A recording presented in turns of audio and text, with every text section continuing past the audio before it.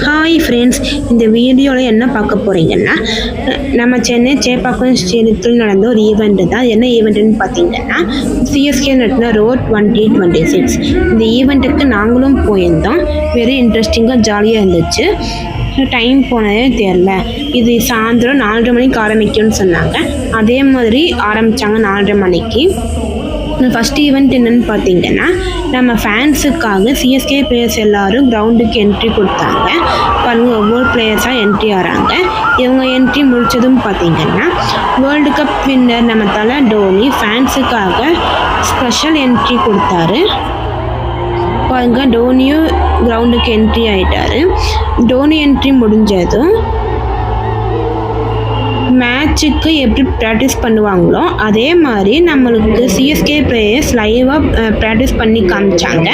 அதுவும் வெரி இன்ட்ரெஸ்டிங்காக இருந்துச்சு. நல்லா டைம் போனே தெரிலங்க.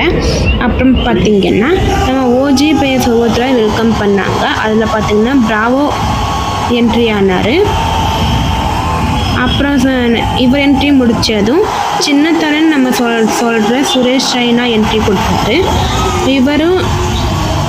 இவர் என்ட்ரி முடிச்சதுக்கப்புறம் பார்த்திங்கன்னா, இதே மாதிரி எல்லா ஓஜி பிளேயர்ஸையும் வெல்கம் பண்ணிட்டாங்க.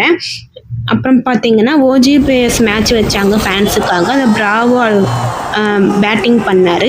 ஃபஸ்ட்டு பால்லேயே நம்மளுக்கு பவுண்ட்ரி அடித்து கொடுத்தாரு.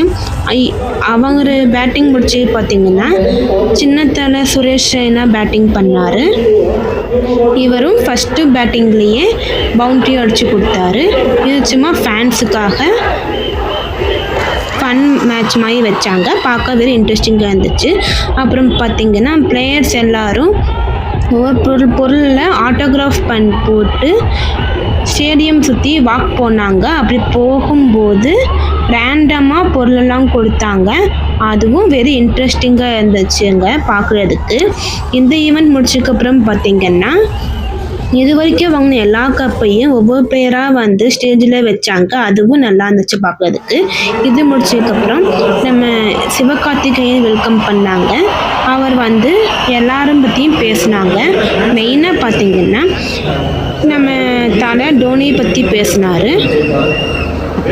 டோனியை பற்றி பேசி முடிச்சதும் பார்த்திங்கன்னா, ருத்ராஜ் கைவாலை பற்றி பேசினார். அப்புறம் சஞ்சு சாம்சன் பற்றி பேசினார். இது முடிஞ்சதுன்னு பார்த்திங்கன்னா, மியூசிக் டைரக்டர் ரஹ்மான் மியூசிக் கச்சேரி நடந்துச்சு.